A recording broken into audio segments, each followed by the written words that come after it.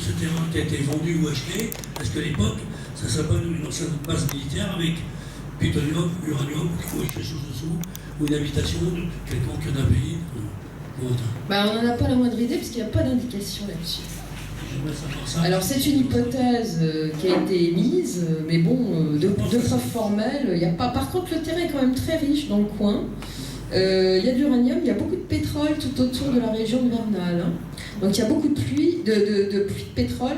Et il y a quelqu'un qui, sur Facebook, l'autre jour, m'a fait un commentaire en disant « Le ranch a été racheté, il y a des puits de pétrole dessus. » J'ai regardé, pas du tout. Par contre, dans la région, effectivement, le sous-sol est riche, et notamment en pétrole. Un peu comme la base septentrionale.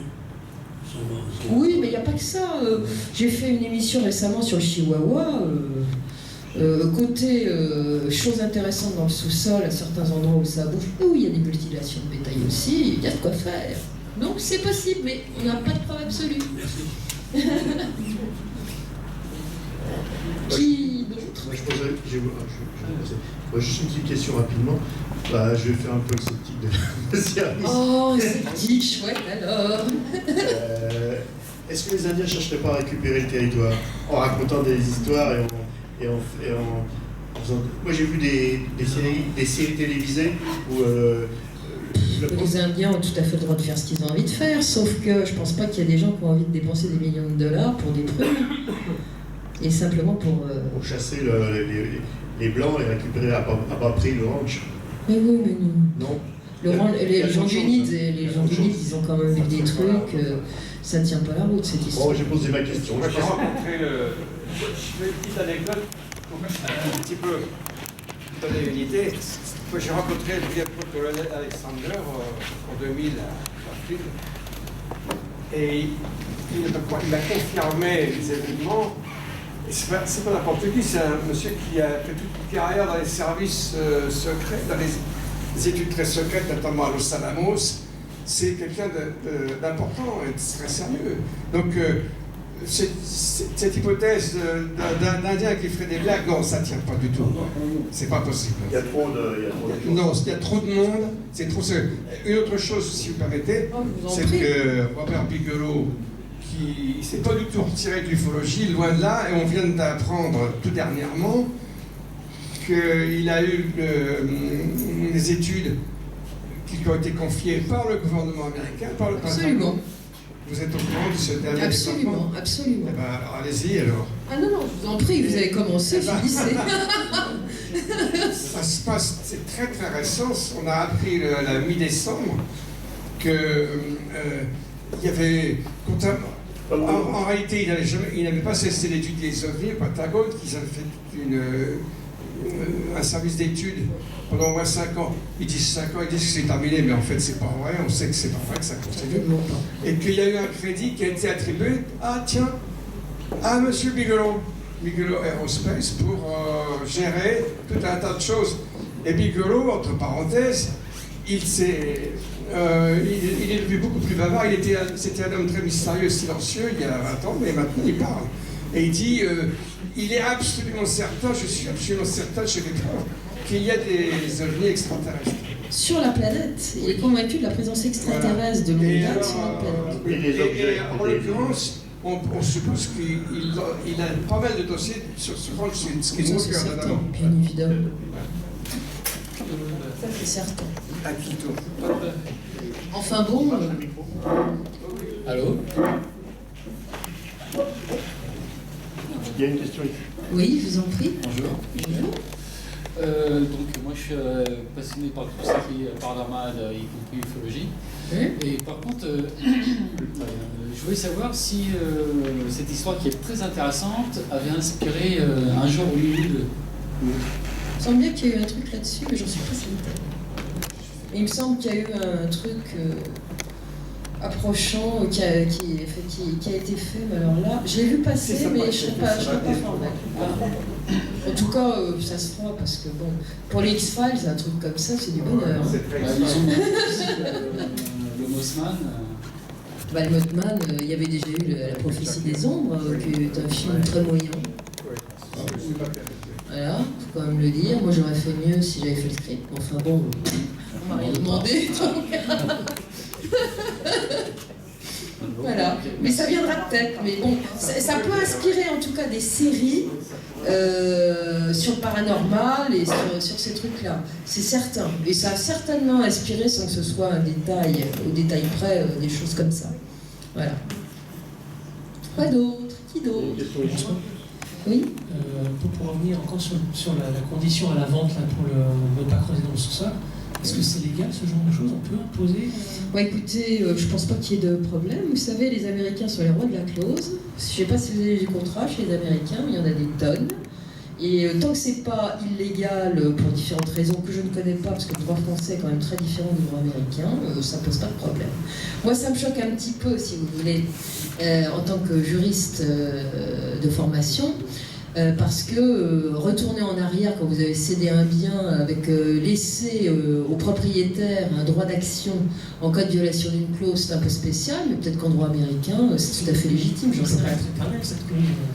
Pardon? Elle est forcément limitée dans le temps, non, cette clause? Pardon? Elle est forcément limitée dans le temps, cette clause. Ah bah ça, j'en sais rien, je n'ai pas vu le contrat, mais bon. C'est impossible, on ne peut pas en vendre un terrain, imposer indéfiniment que... Alors, est-ce que la clause peut être prise en cas de comment dirais-je, de vente successive? J'en sais strictement rien. Il ne faut pas oublier qu'aux États-Unis, je crois que la propriété du sous-sol est au propriétaire. Alors qu'en France, c'est l'État. Oui, tout à fait, absolument. On peut peut-être séparer les deux propriétés. Tout à fait. Enfin bon, j'ai pas vu le contrat, donc je me lancerai pas sur une opération, surtout sur du droit américain que je ne connais pas. Mais alors, personne n'a jamais creusé, personne n'a jamais eu envie d'aller creuser. Bah écoutez, apparemment, il n'y en a pas des masses qui ont creusé, ils n'avaient peut-être pas forcément envie d'aller creuser non plus. Enfin, moi, j'aurais pas été prendre une pelle. Il y a un autre ranch, une histoire analogue dans le Colorado. Colorado, absolument. Vous avez raison.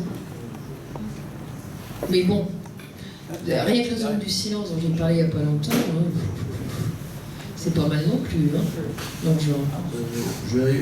Dans l'Utah, il semblerait qu'il y a une base souterraine dans l'Utah. C'est Stephen Gray notamment dans nos reconnus qui indique une très base importante. Et c'est lié à la marine, semble-t-il. C'est moins connu, bien sûr, que la base souterraine. Est-ce que ce serait pas la base de terrain de Dugway, par exemple? C'est pas Dugway? Parce qu'il y a un très vaste terrain militaire à Dugway, je crois que c'est dans l'Utah. Je sais pas. Mais je sais que dans l'Utah, bon. Je crois que c'est dans comme le Colorado, l'Utah doit être très fréquenté. Il y a une très vaste zone militaire où il se passe énormément de choses. Il y en a que l'on connaît, notamment c'est là qu'on a fait des études, des expérimentations sur les armes biologiques et bactériologiques, etc. C'est dans cette région-là que ça a lieu. C'est très secret, c'est très protégé. C'est comme tous ces trucs-là. Mieux vaut que ça se débrouille pas. Pour les populations. Ah bah oui, c'est sûr. Quoi d'autre? Qui d'autre?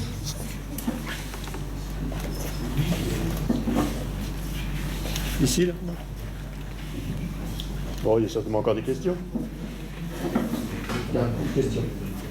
Oui, tout à l'heure, vous avez évoqué, j'ai entendu parler de vortex, de communication entre... Il semblerait qu'effectivement, tous ces phénomènes soient liés à une autre dimension qui se révèle effectivement par l'intermédiaire d'un contact entre ces dimensions par vortex. Ben, c'est ce qu'ont vu les voyants, effectivement. On peut effectivement penser qu'une sorte de vortex peut amener à des espaces dimensionnels différents. Je pense qu'il y a certains endroits dans la planète où il peut y avoir des vortex permanents. On sait où ils sont d'ailleurs, dans certains endroits, et puis des choses qui sont plus ponctuelles. Je pense à Hardy Skiller. Oui. Elle raconte beaucoup d'histoires qui ont quelques rapports avec ça dans certains cas. Il faut préciser qui elle est. Oui, alors Hardy Skiller, oui. Effectivement, donc c'est un nom de culte, c'est un auteur américain qui se dit d'origine amérindienne. Elle ne se dit pas, elle est amérindienne. Elle dit qu'elle est amérindienne. Non, mais elle l'est. Peut-être. Enfin bref, bon, admettons. Et donc elle a fait plusieurs livres de recueils comment dire ça, de récits faits par des Amérindiens. Le premier, c'est surtout aux États-Unis, en Alaska, enfin continental et plus haut en Alaska. Au Canada. Oui, au Canada un peu. Et donc, en fait, comment ça s'appelle le titre?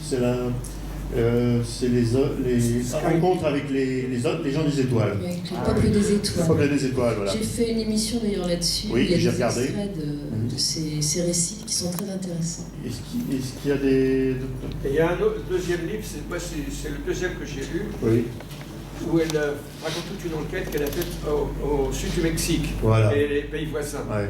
Alors, on a fait plus d'autres livres pays encore. voisins où elle a recueilli énormément d'histoires. En fait, parce qu'étant amérindienne, elle a eu un contact facile avec les Mayas de la région. Tout à fait. Et il y a des rapports. Et bon, moi, j'ai pas étudié le sujet. Moi, le livre d'Alice Skiller.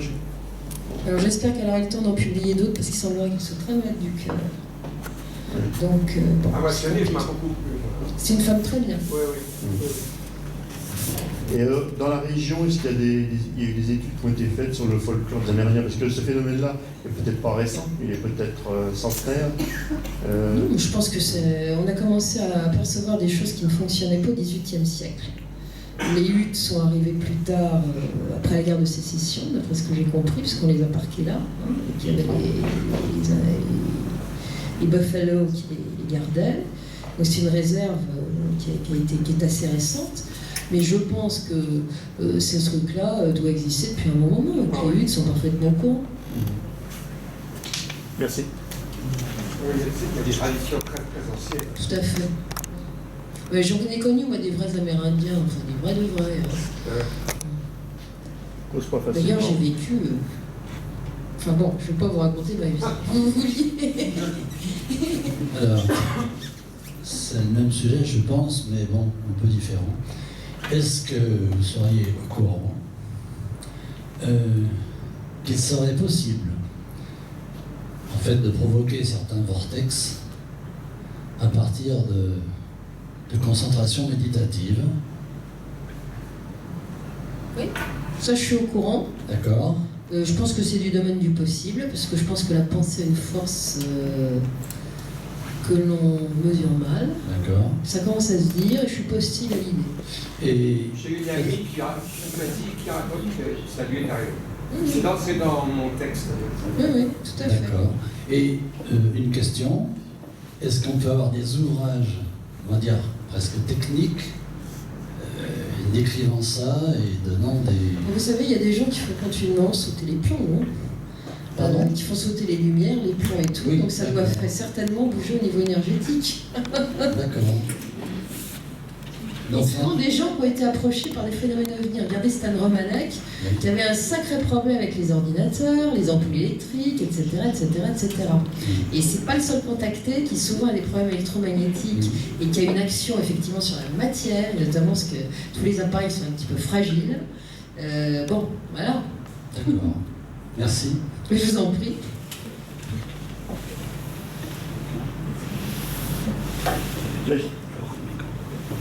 Moi, je trouve que cette histoire est vraiment très, très intéressante. Ah oui, j'adore.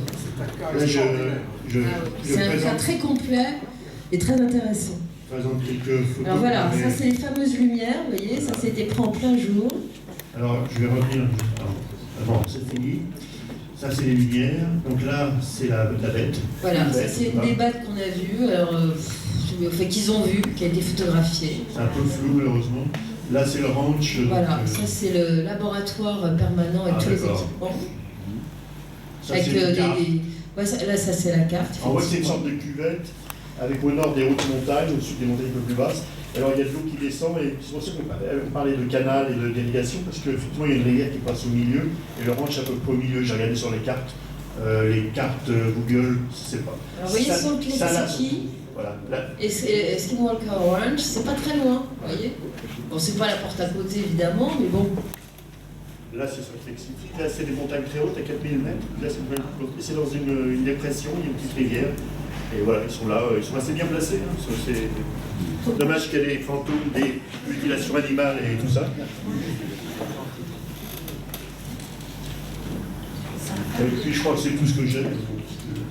Voilà. Excusez-moi. Voilà, et la porte. Juste, non, mais je peux porter la voix, ça me va bien. J'ai du mal avec le micro en fait.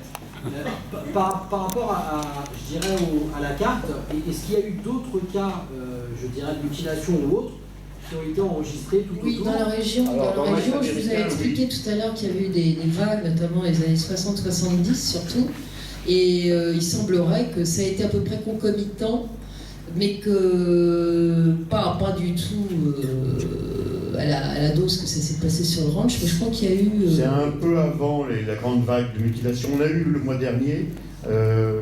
Morin qui est passé, qui nous a fait un exposé justement sur les mutilations animales. Et il a donc... il y a une vidéo d'ailleurs que vous pouvez voir sur YouTube, dans ma chaîne ou sur OVNI Paris. Vous allez sur le site ovniparis.fr, vous verrez la vidéo de l'exposé de M. Morin. Alors ça c'est pour les cas de mutilation et autres, très bien. Pour les observations qui sont, on va dire, plus visibles, type je dirais, les lumières ou autres, ou tout ce qui est, je dirais, un peu apparition d'OVNI, ça me paraît plus plausible, ça a été répertorié, ça a été aussi relevé par d'autres. Ça a dû l'être pour ce qui concerne le ranch, parce que les gens du NITS l'ont fait, ils ont fait une enquête approfondie, mais on ne connaît pas du tout les détails et les conclusions. Mais avant, moi, ce qui m'intéresse, c'est du temps où c'était encore l'ancien propriétaire. L'ancien propriétaire, parce que on va dire, c'est un peu lui qui a ressenti ou qui a vu les premiers. Oui, d'accord, sauf que les gens du NITS, après, ils sont restés 16 mois, ils ont été enquêtés un petit peu partout, et ils savent très bien qui a dit quoi, et ça, malheureusement, on n'a pas d'informations là-dessus. Je pense que ça a été classifié, cette histoire. Quant aux lumières, c'est pas... Même en France, elles sont de loin, elles ne sont pas toutes répertoriées. Il faut être clair. NITS travaille avec les militaires. Il n'y aurait pas eu un colonel de l'armée américaine dans le comité scientifique du NITS si c'était pour faire joli. C'est lui qui a eu les crédits, là, cette étude que j'avais préférée. Et il a rassemblé toutes sortes de... Il y a, paraît-il, un lieu, je pense que c'est la Sénégal, là où il a son siège. Oui, oui. Où il y a plein de matériaux, des débris, des choses comme ça. Oui. Alors, apparemment... Ça n'a pas été démenti par le Pentagone, ça. Ça n'a pas été démenti par le Pentagone. Ces temps-ci, le Pentagone, je trouve qu'il est plutôt sympa, parce qu'il démentit beaucoup moins depuis un temps. Il se passe quelque chose, les amis. Ça ne sera pas de la divulgation, mais en tout cas, on dit plus non. Depuis un mois, on a vraiment l'impression qu'il se passe quelque chose. Qu'il y a une porte qui s'entrouvre. Il y a une volonté manifeste de ne plus contrer. Mais il y a des camps qui s'opposent encore. Ah bah ça, après les experts. C'est une minorité qui veut la divulgation, il semblerait. Alors, où est-ce que c'est... Enfin, ça peut ralentir aussi vite. Hein. Est-ce que c'est voulu ou est-ce que c'est subi? On en a vu d'autres. C'est la question. Bon. Quoi d'autre? Bon, alors, si tout va bien, je sais que certains habitent loin, qu'ils ont des problèmes de train, ils peuvent en avoir avec les conditions climatiques. Donc, j'ai plaisir à passer un moment avec vous. Et on va peut-être pas jouer les prolongations. Voilà.